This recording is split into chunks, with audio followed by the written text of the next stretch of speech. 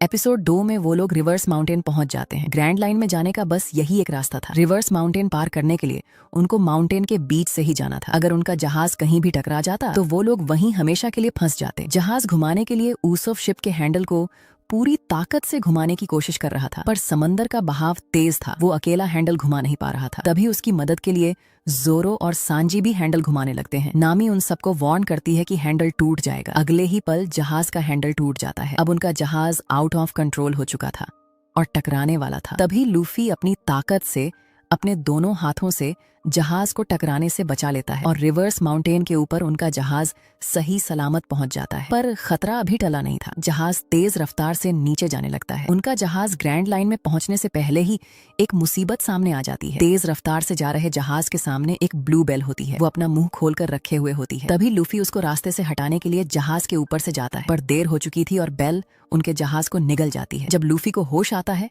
तो वो खुद को एक टापू के ऊपर देखता है। तभी वो ब्लू बेल अपना सर रेड लाइन पर मार रही होती है। लूफी अपने दोस्तों को उसके अंदर से निकालना चाहता था, पर वो हेल्पलेस था। उसका हाथ बेल तक नहीं पहुंच पाता और ना ही वो समंदर में उतर सकता था, क्योंकि उसने डेविल फ्रूट खाया था और समंदर का पानी उसकी शक्तियां सोख लेता। यहाँ तक कि लूफी की जान भी जा सकती थी। तभी अचानक एक बूढ़ा आदमी उस बेल के ऊपर बेहोशी भरा इंजेक्शन लगा देता है, जिससे वो तुरंत बेहोश होकर पानी के नीचे चली जाती है। अब लूफी उस लाइट हाउस के वर्कर क्रोकस से हेल्प मांगता है कि उसके दोस्त बेल के अंदर हैं, उसे उनको बाहर निकालना है। पर क्रोकस बोलता है कि अब तुम्हारे दोस्त शायद जिंदा ना हो, अब तुम उन्हें भूल जाओ। यह कहकर वो बूढ़ा आदमी लाइट हाउस के अंदर चला जाता है और दरवाजा बंद कर देता है। तभी दिखाया जाता है कि लूफी के दोस्त ब्लू बेल के अंदर जिंदा होते हैं। वो लोग देखते हैं कि वहाँ बहुत से जहाजों का मलबा पड़ा हुआ था। तभी नामी ऊसोफ से पूछती है कि क्या तुम नया हैंडल लगा सकते हो। ऊसोफ हाँ करता है। अब वो लोग बेल के अंदर पहले अपना जहाज ठीक करने का सोचते हैं। तभी सीन चेंज होता है और कैप्टन स्मोकर और उसकी साथी लूफी को पकड़ने के लिए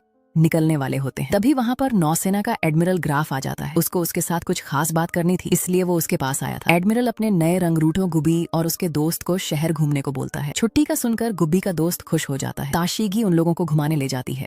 तभी क्रोकस लूफी की आवाज कम करने के लिए म्यूजिक चला देता है और बैठकर अखबार पढ़ने लगता है। अचानक लूफी दरवाजा तोड़कर अंदर आ जाता है और बोलता है कि उसके दोस्त जिंदा है, उसे पूरा भरोसा है और वो उनको बेल के अंदर से कैसे भी निकाल कर ही रहेगा। क्रोकस लूफी का कॉन्फिडेंस और अपने दोस्तों के लिए प्यार देखकर बोलता है कि एक रास्ता है जिससे तुम उस बेल तक जा सकते हो, और वो उसको अपनी लैब में जाने का रास्ता दिखाता है। दूसरी तरफ एडमिरल कैप्टन स्मोकर से बोलता है कि तुम्हारा लूफी के पीछे जाना बेकार है। लूफी अब उन दूसरे लुटेरों की तरह है जो ग्रैंड लाइन में बाकी लोगों की तरह मर जाएगा। स्मोकर बोलता है कि उसने उसकी मौत को सामने देखकर उसकी हंसी सुनी है। वो बिल्कुल गोल्ड रोजर जैसी थी, इसीलिए कुछ भी हो जाए, उसे ऑर्डर मिले या ना मिले, वो लूफी को पकड़ने जाएगा ही। तभी एडमिरल बोलता है कि लुटेरों से भी ज्यादा बड़ा खतरा मंडरा रहा है। विश्व सरकार गिरने वाली है और क्रांतिकारी सेना भी अपने पंजे बढ़ा रही है। तभी वो स्मोकर को वारोक वर्क्स के कातिलों के एक दल के बारे में बताता है। ये वही किलर्स थे जिन्होंने शेल्स टाउन की नौसेना को मौत के घाट उतार दिया था। पीछे से ताशीगी बात सुन रही थी। तभी वो उस लड़की की तस्वीर देखकर हैरान हो जाती है जिसने उसे बार में अपना काट दिया था। वह बातें सुनते हुए पकड़ी जाती है। तभी एडमिरल कैप्टन स्मोकर को बोलता है कि तुम्हारा नया मिशन है वारोक वर्क्स के किसी एक आदमी को जिंदा पकड़ना और उनसे उनके मकसद जानना। गुब्बी ताशीगी को देखकर समझ जाता है कि वह भी सारी बातें सुन चुकी है। तभी गुब्बी उसे एक सलाह देता है कि तुम्हारा जो मकसद है उसे जरूर पूरा करो। एक नौसैनिक वो नहीं होता जो सिर्फ ऑर्डर फॉलो करे। अच्छा नौसैनिक वो होता है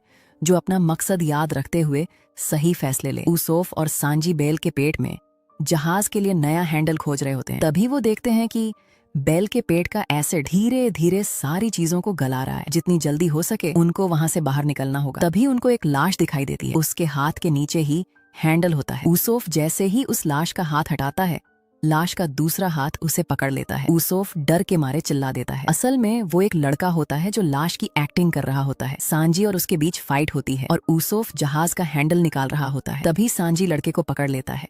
जहाज पर जोरो एक नया हथियार बनाता है जिससे वो बेल के युवला को चोट पहुंचा सके और बेल उलटी करे और वो लोग बाहर निकल जाए। तभी नामी देखती है कि उसका कंपास गायब है। तभी उसके ऊपर एक लड़की हमला कर देती है। नामी उसके साथ कुछ देर तक ही टिक पाती है और उसके गले के ऊपर अपना चाकू रख देती है। तभी वहाँ पर ऊसोफ और सांजी उसके साथी को पकड़कर ले आते हैं। लड़की नामी को छोड़ देती है। लूफी क्रोकस से पूछता है कि और कितना टाइम लगेगा दवाई बनाने में। क्रोकस बोलता है कि जब तक बेल पानी के ऊपर नहीं आ जाती तब तक उनको इंतजार करना होगा और बिना दवाई के उस बेल के पास जाना सुसाइड करने जैसा होगा।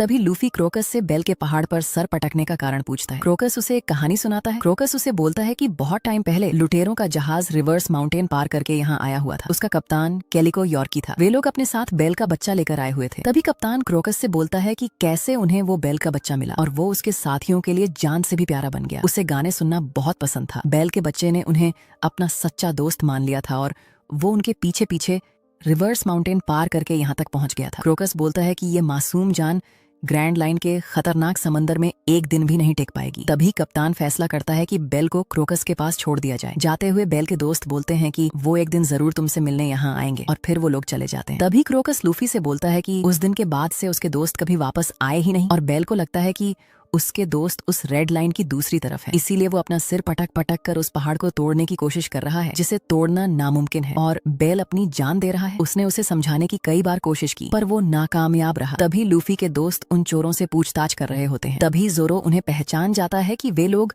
वारोक वर्क्स के मेंबर्स मिस्टर 9 और वेंसडे हैं, जो एक कातिलों का संगठन है। तभी बेल को होश आ जाता है और वो फिर से अपना सिर पटकना शुरू कर देती है। ऊसोफ जहाज के ऊपर से नीचे गिर जाता है और रस्सी से लटक जाता है। तभी लूफी इंजेक्शन लेकर आता है। क्रोकस उसके ऊपर इंजेक्शन मारता है लेकिन इस बार दवा का असर नहीं होता। तभी लूफी उसके पास जाने का सोचता है और रबर की तरह खींचकर उसके पास पहुंच जाता है। वहां पहुंचकर वो उसके ऊपर अपना गम गम पंच उसकी आंख में मारता है। बेल अपने एक झटके से लूफी को पीछे धकेल देती है और फिर से पानी में चली जाती है। तभी जोरो ऊसोफ को अपना बनाया हुआ हथियार देता है पर वो एकदम बेकार था और पकड़ते ही टूट जाता है। अब सारे एक दूसरे को पकड़े हुए ऊसोफ को खींच रहे होते हैं। अचानक से जोरो का हाथ छूट जाता है। तभी पीछे से वो लड़की जोरो का हाथ पकड़ लेती है। आखिर में वो सब मिलकर ऊसोफ को बचा लेते हैं। उधर लूफी पानी में बेल को देख रहा होता है। तभी वो अचानक से वही गाना गाने लगता है जो बचपन में बेल के दोस्त उसे सुनाया करते थे। बेल पानी के ऊपर आ जाती है और लूफी उसके साथ बातें करता है और बोलता है कि उसे तुम्हारी तरह ही अपने दोस्तों की जरूरत है। लूफी की बातों से बेल की आंखों से आंसू निकल जाते हैं और वो अपना मुंह खोल देती है। लूफी के दोस्त सही सलामत बेल के मुंह से बाहर निकल आते हैं। ये कारनामा देखकर क्रोकस चौंक जाता है। तभी ऊसोफ क्रोकस का टूटा हुआ दरवाजा ठीक कर देता है। सब लोग खाना खाकर आराम कर रहे होते हैं। तभी नामी बोलती है कि वो अच्छी नाविक नहीं है, उसे तो ये भी नहीं पता कि आगे अब क्या होगा। क्रोकस बोलता है कि तुम एक अच्छी नाविक हो, जहाँ तक तुम पहुंची हो वहां तक काबिल नाविक भी नहीं पहुंच पाते। सब लोग नामी का हौसला बढ़ाते हैं। तभी लूफी क्रोकस से पेंट मांगता है और ब्लू बेल के सिर के ऊपर अपना जॉली रोजर बना देता है। जाते हुए लूफी बेल से बोलता है कि अब तुम हमारे दोस्त हो और वो यहाँ वापस जरूर लौटेगा, तुम सिर पटक कर इसे मिटा मत देना। तभी कैप्टन स्मोकर ताशीगी से बोलता है कि वो ग्रैंड लाइन के लिए निकल रहा है, तुम यहाँ रहकर लॉकडाउन पर नजर रखना। इस बार ताशीगी उसका ऑन ऑर्डर नहीं मानती और वो अपने मकसद के बारे में बोलती है जो यहाँ रहकर पूरा नहीं हो सकता था। वो सारी महान तलवारों को इकट्ठा करना चाहती थी और जो उनके काबिल नहीं है उनसे वापस लेना चाहती थी। स्मोकर उसका जज्बा देखकर अपने साथ चलने के लिए तैयार हो जाता है। रिवर्स माउंटेन से निकलने के बाद सब लोग बातें कर रहे होते हैं कि अब आगे क्या होगा। नामी ग्रैंड लाइन के पहले टापू का नक्शा बना रही थी। उसको जाते हुए देखकर क्रोकस अपने दोस्त गोल्ड रोजर की तस्वीर देखकर बोलता है कि क्या ये लोग वही हैं जो वन पीस ढूंढेंगे। तभी नामी लॉग पोस्ट पर हरकत देखते हुए बोलती है कि लूफी अगला टापू करीब ही है। इसी के साथ एपिसोड खत्म हो जाता है। वीडियो पसंद आई हो तो वीडियो को जरूर लाइक करना।